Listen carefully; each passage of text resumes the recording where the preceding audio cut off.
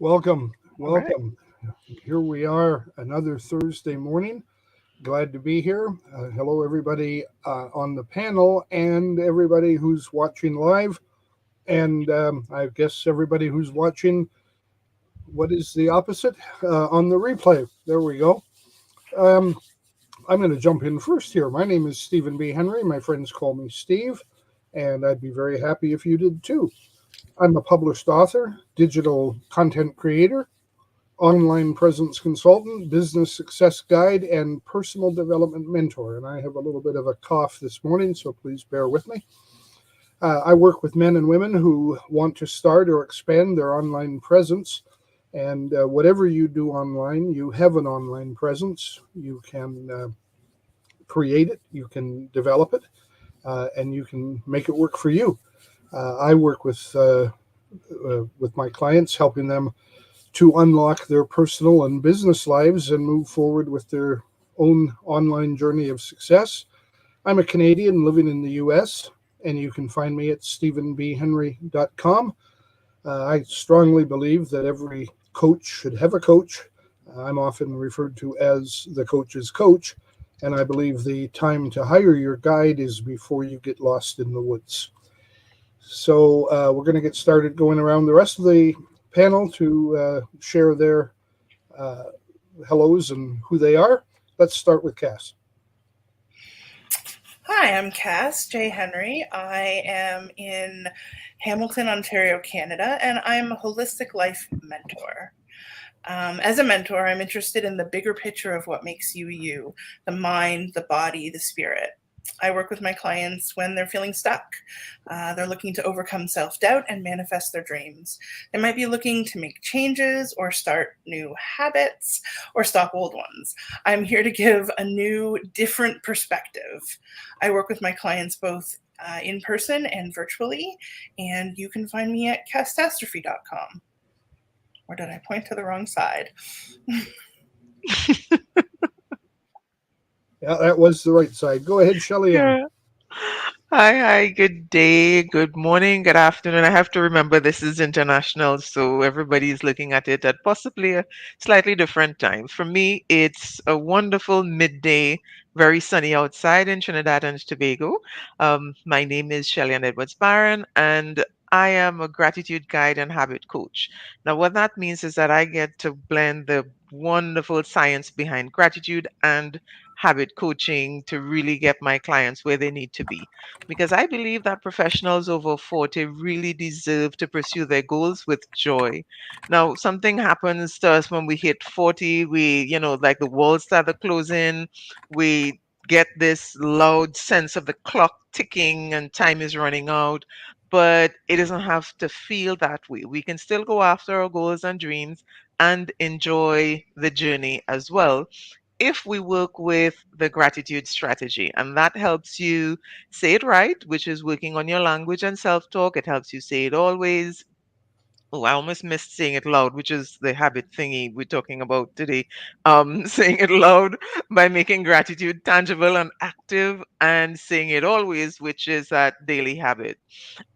So I also do a separate live with another colleague of mine. We call it Getting It Done with Gratitude because I really believe this is something that I live every day. So when I talk about it, I'm talking about from my personal experience and from clients' experiences. And so you can check that out on YouTube, Getting It Done with Gratitude. Every Thursday we go live. The recordings are there, so you can look at the topics as well. And if you want to connect with me personally, look for me on LinkedIn. Shelly Ann, your gratitude guide. Awesome, absolutely awesome. Gerald, jump in and tell us who you are and where you're from. Hi, I'm Gerald Alexander. I'm from Scotland. I'm a self image consultant, and basically, I'm here to give you a sense of direction. It's like, what do you see when you look in the mirror? Do you matter? And pretty much, like your choices. We pretty much are a product of our choices, and our choices pretty much become our habits, which we're going to be talking about today. So I'll lead in at that. Awesome, awesome. And yes, this is online conversations with international coaches. There are four of us from four different countries. And we're here to share, to talk to you, to give you assistance and guidance and ideas. And you're certainly welcome, everybody watching this. You're welcome to reach out to us now through comments. If you are watching this live in a particular group or place, you can comment. If you we're presenting through StreamYard, so you need to uh, tell StreamYard in the introduction. There is a link you can go to let StreamYard know that you want to share your name with the comments. If not, if you're in a Facebook group, for example, you can just post a comment. If we don't see it, we get kind of wrapped up in the conversation. We sometimes check, sometimes don't. And if we don't see it, we will respond after the session is over. Your comments are appreciated and they are important. So make a habit of popping them in there when you think of something you want to share or a question you would like to ask and get answered. We'll answer them personally when we see them. Um, and if we do get to them during the presentation, we'll try to share them with others, pop them up on the screen here if we can, and we like to get that involvement and sense of community going forward. So today's topic is habits, harmonious habits, which is the better side of it. We can have difficult habits that cause us problems, and we're going to get into that topic for the hour. Uh, Everybody mentioned habits somewhere in their introduction, and they're really, you can't be alive without habits. They affect you whether you want them to or not. But I'm going to first reach out to Shelly Ann because she is our habit coach uh, and probably knows more than anybody else here. So Shelly Ann, start us off and get the theme going, and we'll all jump in as we can. And I thank you, Steve. I think I'm just overly excited when I was doing my intro. I'm like, all right, yeah, I need to remember this. Um, I I remember a couple months ago when we had just started doing these lives.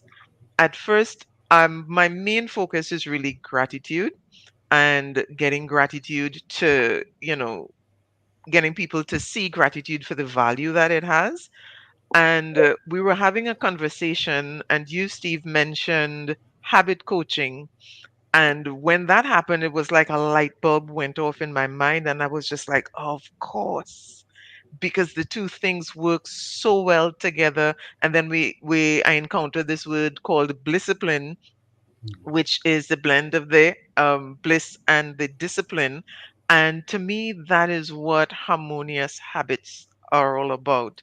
And I know we went through several different incarnations of the title, but settling on harmonious habits, I felt it was an absolute point to bring into the conversation because we have habits, whether we care to acknowledge them or not, but not all of them will guide us toward where we want to be, especially if we're not paying attention. And so I think that understanding habits and how we can get them to work for us is really, really an important discussion, especially in January where we have lots of people, setting intentions and you know, creating goals and so on that they want to accomplish for the rest of the year. But then, how do you get that done? And when I was looking for an apt quotation to get started, I saw one that said, "Show me your habits, I'll show you your future."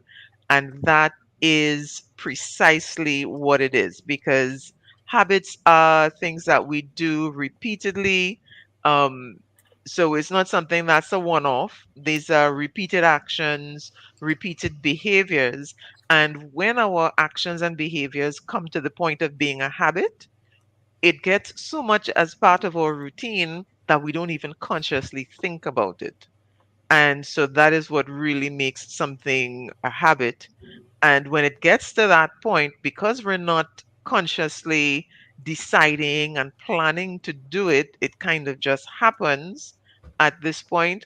That's when it goes into the background. And if we're not careful, we can leave things running in the background that no longer serve us. And so that's why I really wanted us to, in our discussion, think about the harmonious aspect of our habits. Yeah, they say that 43%, so like nearly half of our daily behaviors are performed out of habit. So half the time you're just on autopilot doing what you Yeah. normally do.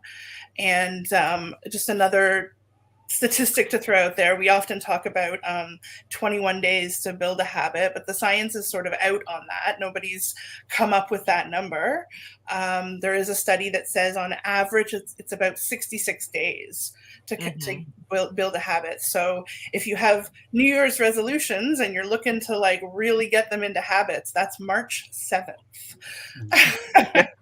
Yeah, it takes a bit more than the 21 days. I think the research on the 21 days was not extensive. It was actually almost like a random number selected. Well, it isn't a random number. It's actually based on the Sanskrit word sadhana, which is half a mandala. A mandala is 42, and half of that is 21, and that's where that 21 comes from. So it's not totally random, but it that's what they say when you're doing a yogic tradition. It takes 21 days to incorporate that new yoga position that you've learned. Yeah, Yes. the whole idea of 21, which may have its roots, as you say, in a specific thing. I think a lot of that was, at least once the number was out there, was shared and presented by a lot of the the personal development and positive affirmation gurus who began sharing that concept. And I'm quite aware that in their experience, they saw that as being somewhat true, if not always true for them, because they are dealing with things in a very excited and positive and forward moving process. So you are going to develop habits in that environment quicker. So if you're committed to it and you're driving and you're working on it, Consistent. yeah, and you've got accountability and a study buddy or an accountability partner, and you're interacting and you're being checked on every week for 3 weeks. Things tend to happen better and faster. That's why having a coach of your own is a good idea. Yeah. Even if there isn't progress visibly being made in that moment when you're working with a coach, it lays that foundation and that excitement and that process that leads to the success, and especially in a more rapid way. Let me also comment quickly on the idea of New Year's resolutions. There is no scientific reason why January 1st is a magic starting point for anything, except maybe a heavy snowfall. It is if you're in the northern latitudes. It's not tied to any particular scientific occurrence, any particular natural occurrence. It is an arbitrary number that was set with the Julian calendar in its latest refinement. But in actual fact, it was not the first of the year on the same day with the original Julian calendar. It was missing 2 months, and so the calendar New Year cycled with the real New Year, and January 1st therefore flowed. Not very good, not very habitual. And so making those New Year's resolutions is just a habit. We've got into the habit of putting some value on New Year's Day and the starting of a new year.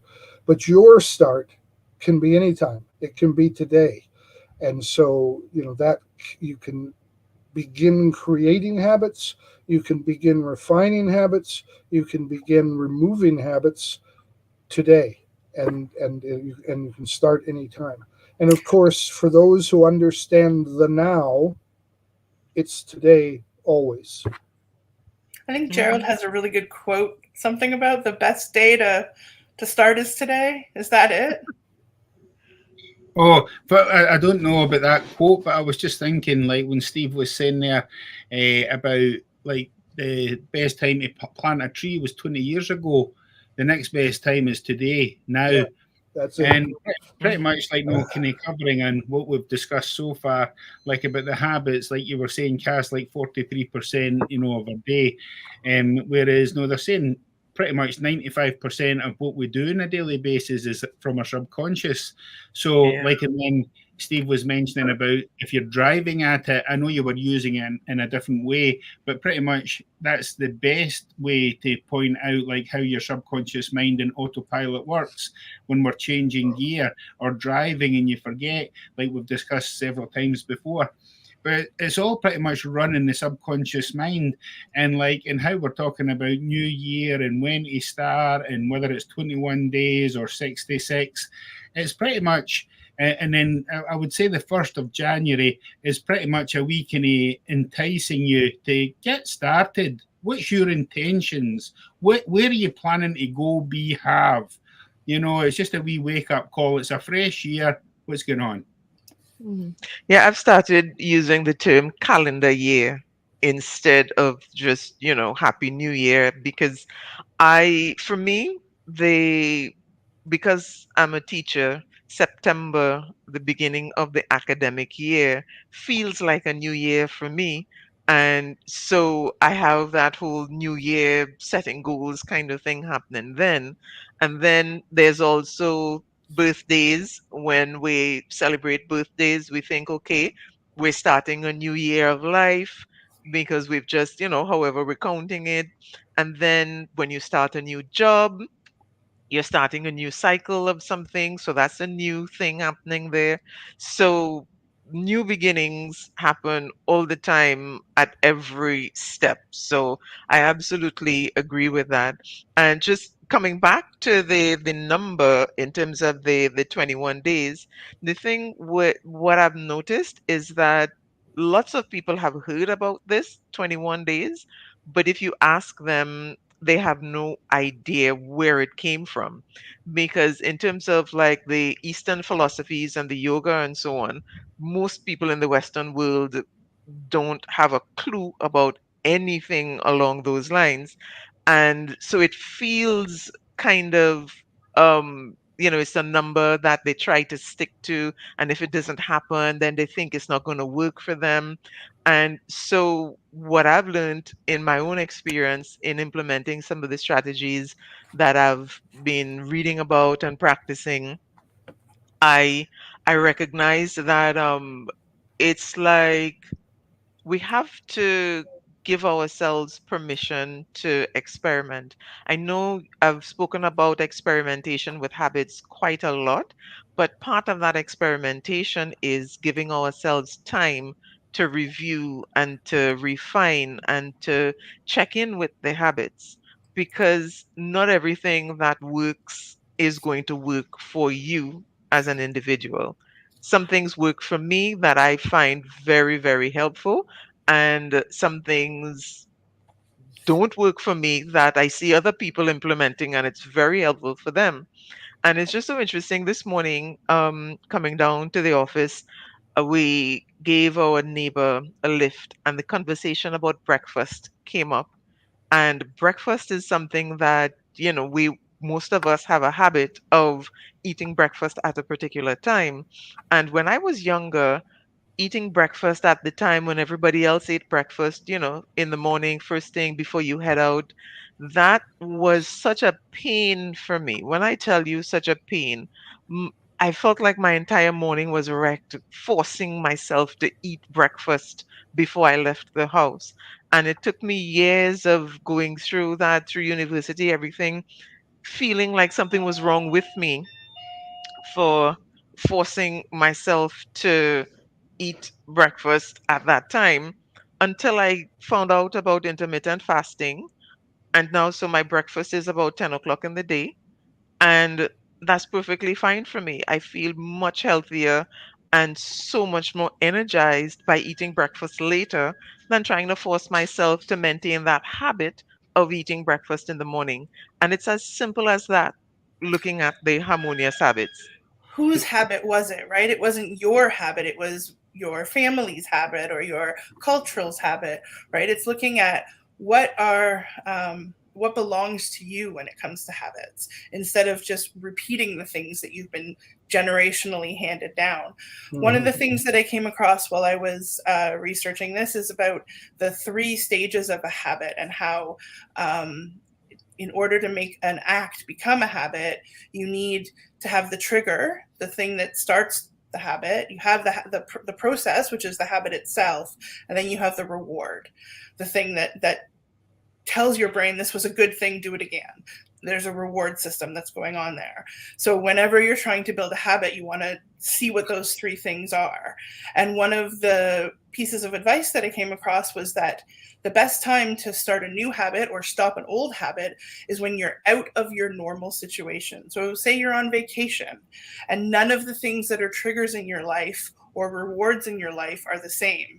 You're not, interrupted by an alarm in the morning to get up a certain time. You're not close to your refrigerator to let the food that you have be your reward.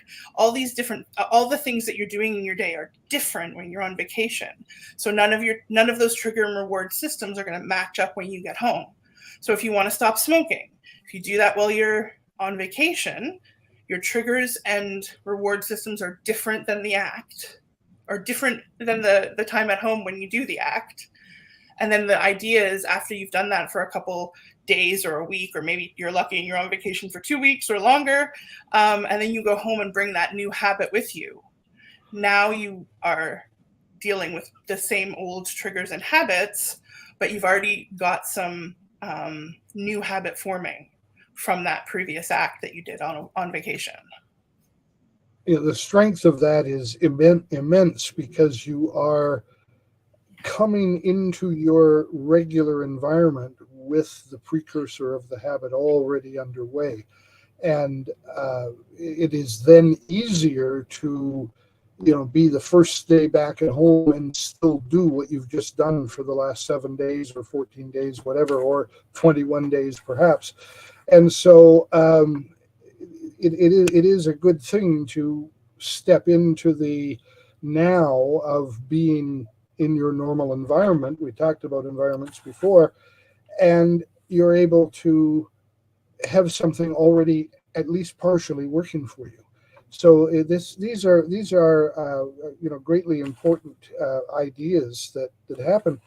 We've talked about affirmations, and Shelley Ann just earlier there was referring to things not working out because you may not be doing them right. And affirmations, or the subconscious mind that Gerald talks about quite a bit, these are things that connect us with our universe, whatever that universe is, and not in the sense of everything, the galaxies and so on, the galactic universe, but rather our universe, what we inhabit, what we see, what is around us on a regular basis. And things don't work if we don't do them right. And I often have clients coming to me, and their first getting started point is it doesn't work. Not it's not working for me, or I'm doing it wrong, but it doesn't work. And so many things that will work and do work are not working for you because you're not doing them right. And that comes down to learning how to do them properly, getting somebody to be your guide, be your mentor, be your coach, who truly understands them and can apply them and teach them so that you will be doing them right. And I see so many, kind of wannabe coaches who are teaching things that are not correct. And it's more than just wanting. You have to learn your craft and develop the habit of using the craft, sharing it with others. And then it has to be done right over those number of days, whatever it is for your particular habit, in order to create the proper habit, the harmonious habit that is actually what you want to do. And it is a system, it is a great number of bits and pieces that go together and become that harmonious habit that works for you. Mhm. Powerful, powerful outcomes are possible, but only if you do it right. Yeah. And I wanted to jump back in. Sorry, I had someone at the door.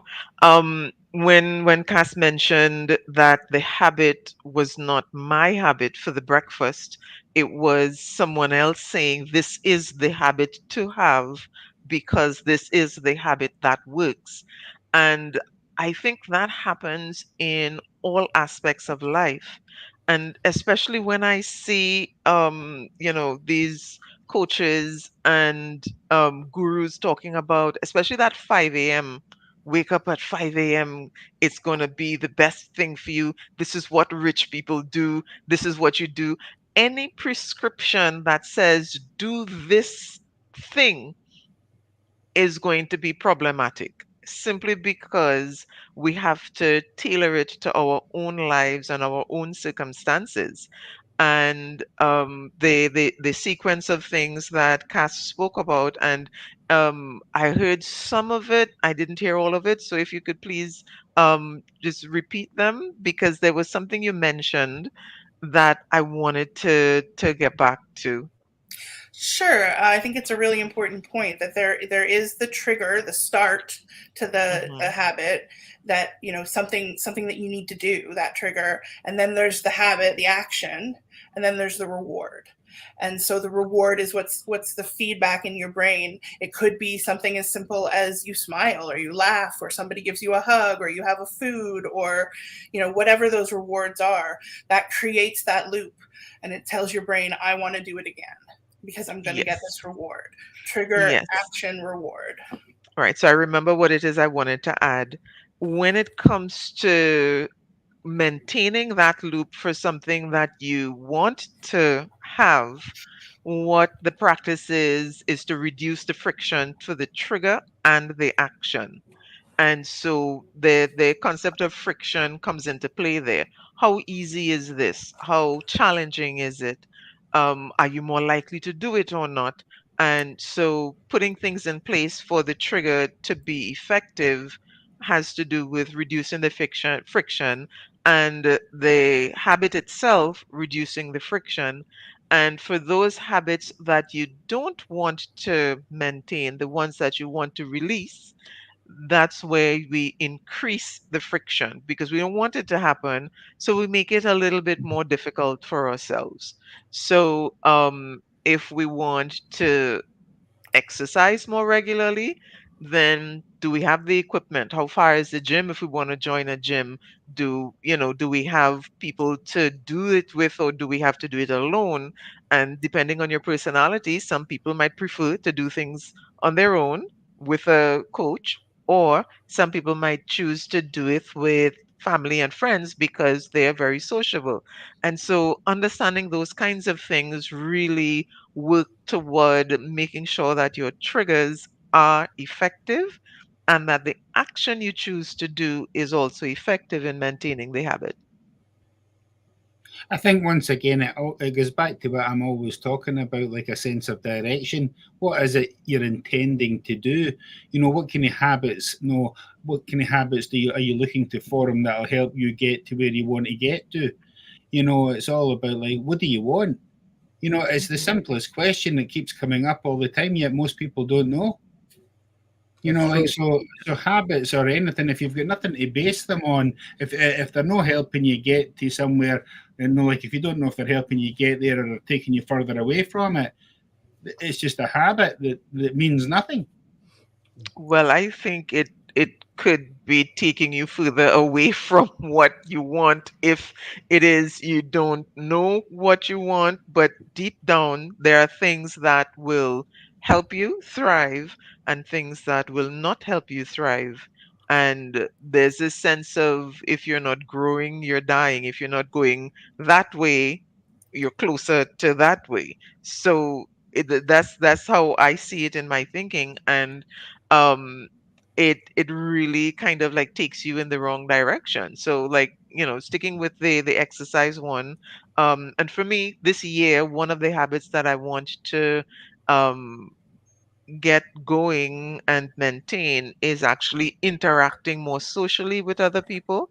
I love doing my own thing in my own space, but I do enjoy interacting with people as well.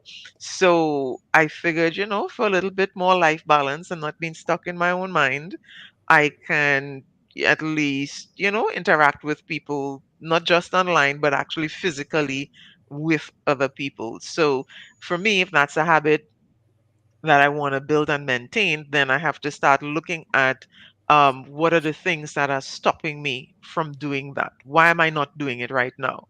Because lots of people say, oh, that's easy. Well, if it was that easy, why am I not doing it? So there's something in it for me. There's friction somewhere that I may not recognize. And so that's where I would begin looking at that. And so you definitely, in order to really work with harmonious habits, you absolutely must have a goal or an idea. How do I want to feel? Where do I want to be? What do I want to have? There must be something like that. Definitely. When you're talking about friction, and I really like that word in relation to what we're doing. And Cass, your 3 points, triggers action and reward. I think we also need to understand that there is friction in the reward process. We need to remove that. Some people don't feel worthy of a reward. They achieve something, oh, no big deal. I wouldn't give myself a reward for that. Or they achieve something big that is obviously a success, and they're embarrassed about having that, and so they will not give themselves a reward for it.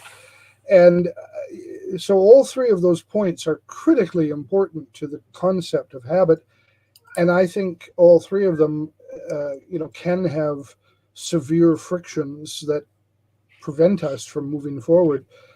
So I wouldn't undersell the reward part of it. I've I was in a business in the past where I used to see the business had little lapel pins that marked the level that you were at as you worked through the business.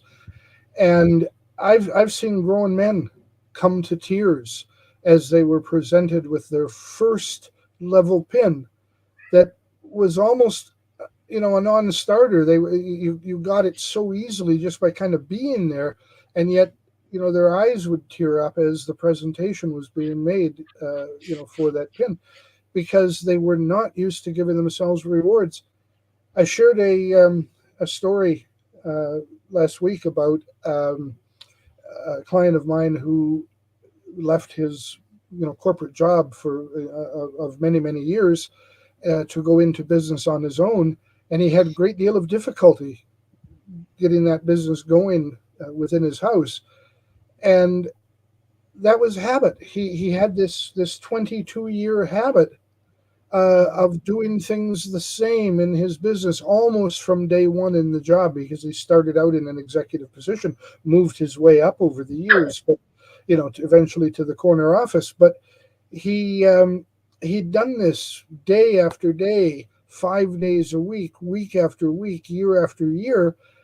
And now he had this ingrained habit that he had a great deal of difficulty getting past in order to develop new habits.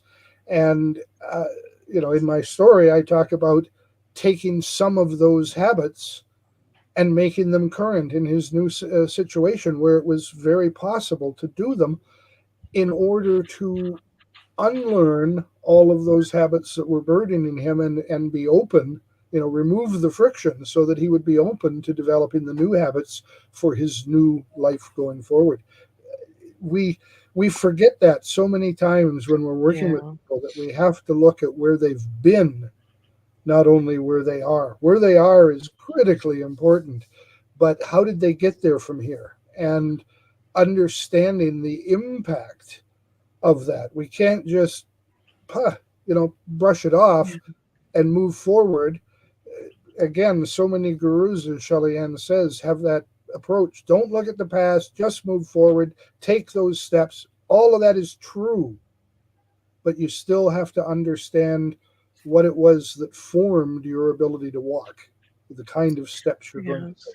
The I phrase think, that comes to mind when you mention that is, if you keep doing what you've always done, you'll always get what you've always got.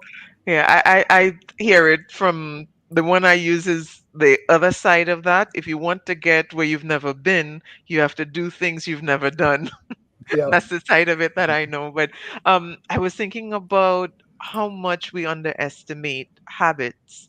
And Stephen, while you were speaking there, I thought to myself, there's so many things that we do, and we understand the value of habits and how habits work, but what we miss is the value of habits and how habits work. yeah, yeah. It's It's almost as true. if we see it but don't see it. Yeah, yeah. It's such an impactful thing, and Hmm.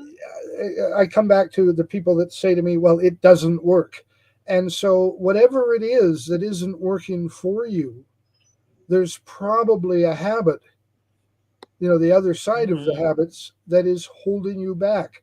And so we have to deal with setting new habits, setting goals. I often hear people say, I don't need to set goals. That doesn't work. I've tried it. Well, did you try it? Did you actually try doing it? Trying it isn't just setting a goal and then 3 days later saying, I haven't got that goal, so it obviously doesn't work.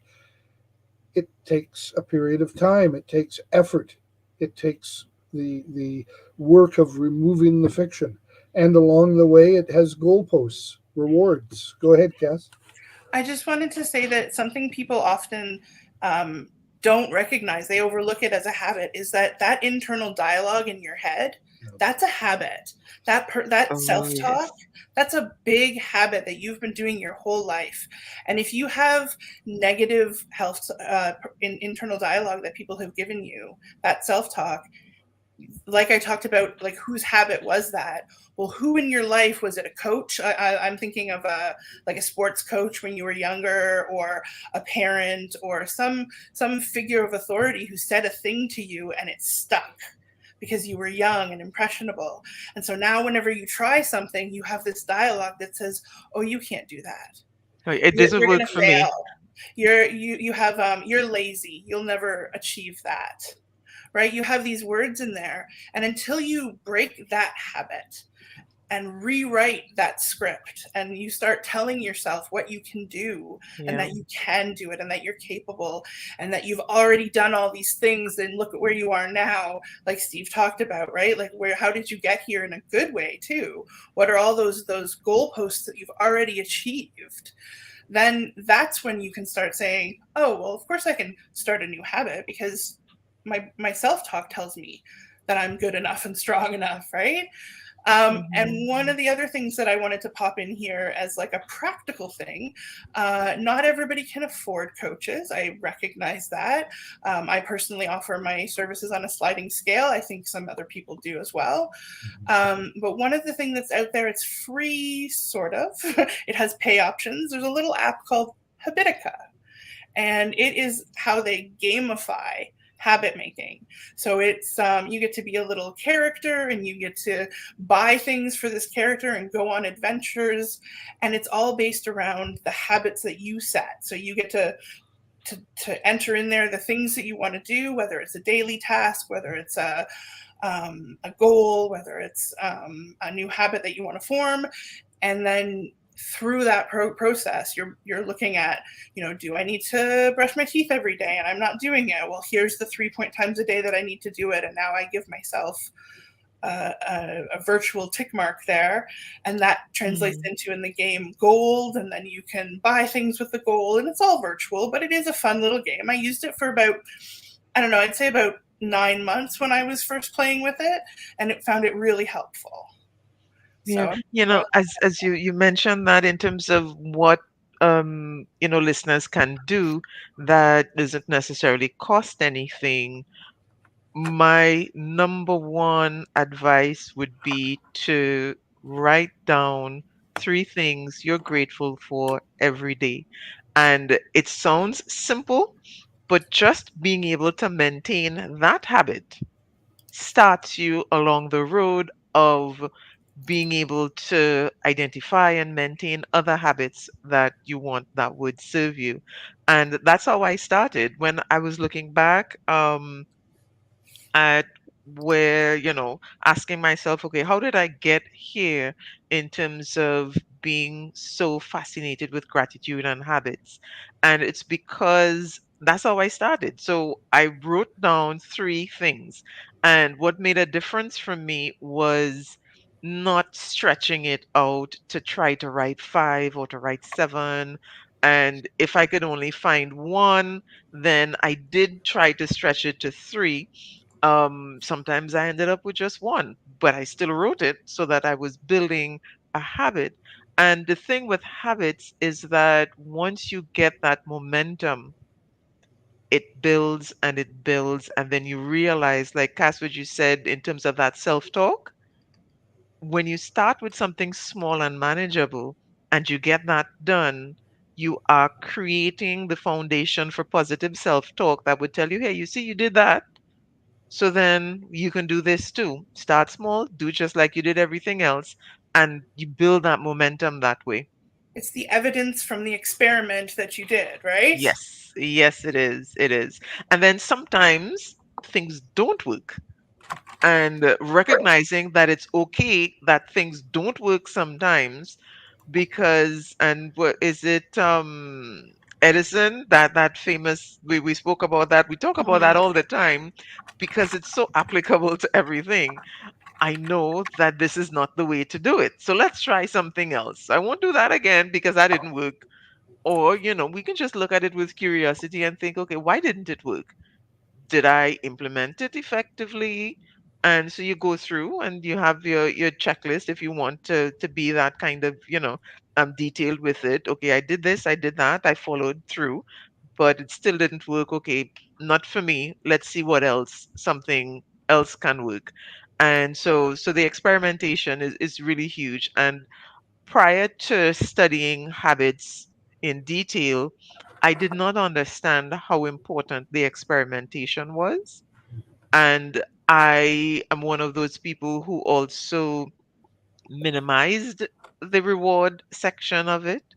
And so those are habits that I am actively working on, recognizing the reward and acknowledging it, as well as being okay with the experimentation. Because I came from the philosophy of if you do it, it works. If it didn't work, then something is wrong with you because it didn't work and it works for other people, so it should work for you. But that's an incorrect philosophy because, of course, different things work for different people. But that's the mindset that I came from. So it took me a few years working with gratitude and writing down the three things every day, aiming for three, sticking with three. If I had more, I'll save them for the next day so that, I would always have my three. But if I had less, I would try to stretch it to two and so on. But then building that and that momentum got me going. And then after, I think maybe like about a little over a year of just doing the gratitude, then I started also writing down the celebrations, what went well. So I'm grateful for this, and this is even before I do anything in the day. I'm grateful for this. This exists, and it exists now, and I am super grateful. But then at the end of the day, I look back and I think, okay, what went well today? And I document that, and that in and of itself became a tiny reward, but it was a reward nonetheless, recognizing that things are going well. I was developing, and so it took some time, and I am kind of, leaning into this a little bit because sometimes when I work with clients, like Steve said, 3 days pass and they look back and says that nothing has changed. I'm like, okay, how long did it take you to develop this habit? Well, I've been doing this for years. Okay, that's all I have to say. All right. Yeah, It took you it years to is. develop it. It's not going to disappear overnight. Yeah, that's the thing what you touched on. It almost sounds like you're suggesting that these things don't matter, but you're not. You're really looking at the nature of things. That if this doesn't work for you, then there's other things that you can do. Yeah. But you have to find out that it doesn't work for you first, and you can't do that in an instant. And just by saying it doesn't work doesn't make it happen. I had a coach many years ago who, and I almost hate to share this because it's so impactful, but it's also so easy to misunderstand. He said to me, "Nothing works. Nothing works.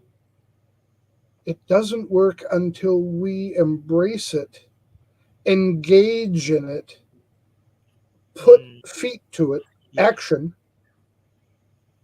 interpret the results, and reward ourselves where necessary."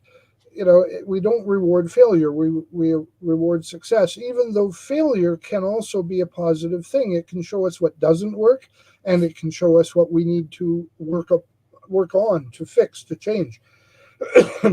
And it is so easy to fall into the trap. You talked about little rewards, just recognizing that something has gone well. That's a reward in Yeah. itself. Rewards don't have to be big things. Or You don't have to costly. go out and buy a new Maserati. Exactly, that's my point. You don't have to buy a new Maserati to reward yourself with something. You don't even have to go and buy yourself a cup of coffee. You can just say, "Oh, that feels so wonderful." Go ahead, Cass. I was just going to say that one of the activities that I do with clients that I have a sheet for is list rewards. What is a reward to you? What would be a way to celebrate your success? Let's look at them. If money, if Hmm. money's not part of the equation, then how can you celebrate your successes? Because Can I rewarding just is so jump important. Go in ahead. for a second? Like what you are saying there is, I'll just reach over and get a piece of paper. It's lying on my desk. It says, "I feel great." I mean, pretty much like that's going back to what Shelley Ann was talking about, the gratitude and being grateful for three things during the day, and then making a habit of doing that. But then again, I would even say make it a habit of doing that first thing in the morning, because then you're creating a habit with a habit. And then when I have little notes like "I feel great," it nudges the brain once again, like to why do I feel great? And it focuses you on the good Yeah. things, you know. Yeah. Absolutely. Mine is my, I can't show you because it's literally on my computer monitor, but it says, "P.S. You got this." Because Yeah, that's what it is for me. That's where my anxiety is I get nervous. Oh my gosh, I can't do this. No, you got this. Hmm. Mhm. And one of the things that I implement, and it took a while to get through it, but with the negative self-talk, and that's why the gratitude strategy begins with saying it right, really understanding and managing that self-talk, because it is as powerful as you said, Cass. When I pass myself in the mirror, I smile. Anywhere I see a mirror and I see myself, I smile because I'm happy to see me. I am happy that I am here and I am happy with my existence. And that might sound like a silly thing, but when you're coming from a position of being anxious and depressed, and you wonder why are you here, and you have all these questions and these negative self-talk, this is these ideas that come up, then that was a big deal for me to actually see my own image in a mirror and smile and be happy to see it. And, good morning, beautiful. And, hey, you have a good day today. Those kinds of things, seeing my own reflection, and even hearing my own voice for the first time, I think it was earlier in 2023, I recorded my voice saying affirmations and played it back to myself and didn't hate it, you know? Mhm. yeah, So these I are love some of the that. things that are it feels like if it's a simple thing, but it's a representation of inner work that has been done and the ability to move forward. And that foundation, those wins build and they increase your confidence and they build your resilience and they get you to the point where you really can do it and you feel that because guess what, you've been doing it. Mhm. And that's where for me dealing with habits is, I mean, there's a lot of science behind it. And like my colleague and I were talking about vision boarding with gratitude today, and that whole idea of, there's science behind so many of these things, but sometimes we just need to acknowledge that it feels good and I like it and I'm happy with what I'm doing. Yeah. Yeah. It is so. Again, it is so important that we understand the foundational principles of what we're doing there. We're coming up to the top of the hour, and Shelly Ann, I got to thank you so much for that just that exquisite clock on the wall there that has allowed me to watch the time go by. As usual, it has gone so fast. These hours are, Yeah. you know, 20-minute hours we're experiencing here. Gerald, give us your final thoughts on this. How habits affect you and what you do with them. Well, pretty much the word that continually came up as I was listening there, it was intention. It's pretty much like, what are you intending to do? Like Shelley, Yeah. Ann, you were mentioning a few words like confidence. Your confidence is built when you're intentionally getting something that you want to get. So it's that clarity once again. No, clarity is the biggest word, isn't it, for any success? And then going back to like our ability to achieve our own happiness in life is a true measure of our success. So it pretty much comes down to whoever that person is that's looking back at you in the mirror. It's up to you, what success means, and to have that clarity on who you are, what you want to give, to have and do, and then to confidently become that person. No, removes an awful lot of anxiety, because Yeah. once again, it goes back to like our choices, and our choices are on a daily basis. And I mean, from all the choices, from all the thoughts that we're supposed to have on a daily basis, which is supposed to range from whoever says these things, but it gives us a guide somewhere between 50,000, 70,000 thoughts a day. So out of them, how many of them are choices? Pretty much them all, really. So to narrow them down, that's like walking in the fog, isn't it? Without a sense of direction. If you're making 70,000 thoughts a day or 70,000 decisions and you don't know what you want to do, then don't bother getting out of bed. You know. Yeah. Is there, Cass, your last thoughts? I was thinking about how we talk about like autopilot. Things become just something that you're doing, and that's what you really want with your habits. You want to like sort of get to a point where you're not aware of them. They're efficient. There's unintentionality. So you're intentional about creating your habits, but you want to get to that point where it's just part of what you do. And I'm thinking about visually, like when you're walking home and you come to the end of the corner and there's that beaten path, that dirt path that cuts off the corner, because nobody walks up to the corner and goes all the way around. They just cut across the corner because it's always been done. It's a habit, it's a behavior. Everybody else did it. You can see that by the beaten track. And so you're going to cut the corner that way.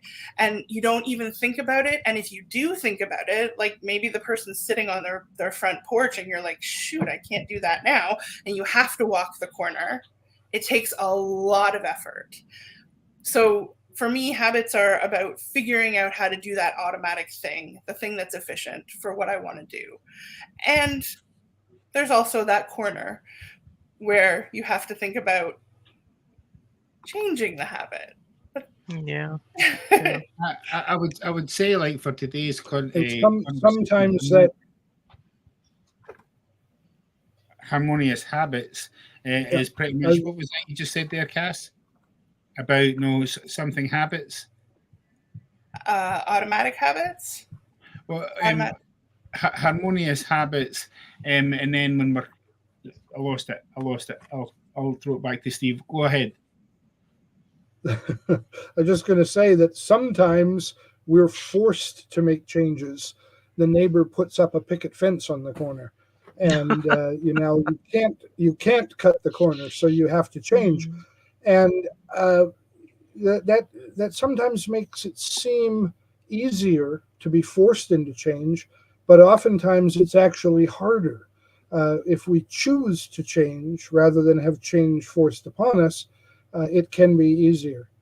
And we are, with that, I think we're at the top of the hour, maybe a half a minute We have beyond. 5 minutes. We have five Yeah, minutes. we got about We- 5 minutes. And what I wanted to add, and I'm glad you mentioned that, Cass, about, sometimes we do need to revisit our habits. Things that worked for us in the past may not necessarily work for us now. And so having that um understanding that it's okay to revisit habits from time to time. It's okay to make changes. And I sometimes think, once we get into the habit, it's a challenge to make the change, but is it necessary? If it is, then it's going to be worth it. So, but we do have to have that idea of this can be changed, this can be adjusted. It's not because I'm creating this habit, it's going to be this way forever. My life is changing, I'm growing, I'm developing, and what I want in 5 years may not be what I want now. And so it's okay to adjust. You used the word check-in earlier, and I really like that terminology. Check in with yourself. Is Yeah, it working, right? yeah, yeah. And that's where the experimentation comes in. So for me, in terms of summing up habits, experimentation is golden. Give yourself permission to experiment and to try and to, you know, it's okay you make a mistake here and there. You could step back and get some support, you make adjustments and then go again. It's not a matter of I I have to get it right the first time. That This is our lives we're talking about, and therefore it's okay. that Yeah, goes it's back to just the it's example okay. you gave with Thomas Edison. It wasn't 10,000 times he made a mistake. It was 10,000 times he learned how it didn't work. Yeah, I love that. I love that reference. I absolutely do. That goes back to self compassion, where we've got to accept, that we're not perfect, and we learn from our mistakes, and how the perspective that we have when we look at the things that we've done wrong.